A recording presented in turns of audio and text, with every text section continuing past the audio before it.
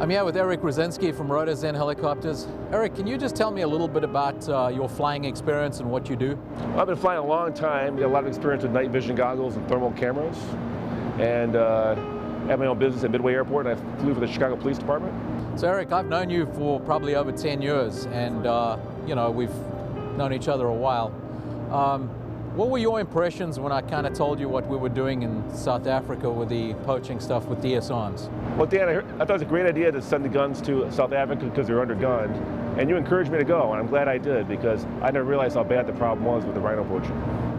What I liked about it, Eric, is, you know, you heard what was going on. You said, hey, could I come along? And at the moment we're at now, you're basically planning to go back and help. Can you tell us a little bit about what you saw down there and what we're doing? Yeah, you know, when I went down with you, I couldn't believe how bad the rhino poaching was. And I was told that in 5 years, they're going to be extinct. And we have to throw everything we have at this because we're not going to get a second chance to stop this. There's no second chance of this. It's either now or never. If we don't act, we can expect the rhinos and the elephants later on to go extinct. So I wanted to throw together a helicopter unit, which I'm in the process of doing right now, that has thermal cameras, FLIR infrared camera, night cameras, night vision goggles to stop the poaching. And I think this will stop it. You know, what's interesting is every person that I've taken down there or shown this kind of gets that kind of passion and sees how desperate it really is. In fact, one of my interviews with the military down there, that's the one thing they said they need. They don't have the technology, and nobody is doing it in Africa right now. Well, if you have a conscience, you can't turn your back to this.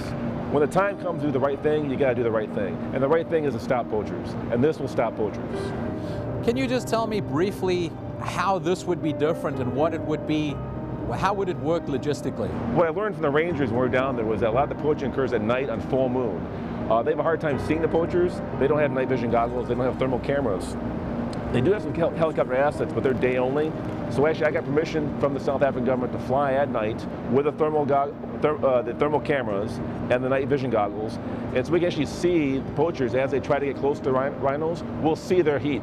You know, the thermal camera doesn't see light, it sees heat. So if you're alive and you get a pulse, you have heat, we're going to see you. So what kind of area could you cover realistically? Well, depending on how you pan the camera out, you can see you can travel a lot of distance. So large areas. We can clear acres by acres and move on to where the rhinos are and watch around them. We'll see the poachers if they come. Do you think this will have a psychological impact on the people doing the poaching too? It definitely will, because we're going to be blacked out, no lights on. They're going to hear the chopper flying at night. They won't know where we're at. They're going to know we're there, and I think they're just going to go away. You know, in the news just recently, there was a helicopter shot down in Tanzania with the guy doing volunteer work, anti-poaching. Is there any way we can stop that happening to us if we go down there? Well, that was a great tragedy. I don't know what exactly happened, but I'm speculating here. I think he might have been flying low and he was by himself, and he was an easy target. He was probably hovering or going slow, and he got shot. We're not flying at day, we're not flying low. We're using altitude as our friend to be harder to hit. They won't even see us at night because we'll have no lights on, and I think it'll be a very safe operation. Using the FLIR system, is that something you can just have somebody learn in an hour or two, or does it take years of experience? It takes experience. Sometimes we'll hide with a FLIR camera, we'll see some heat.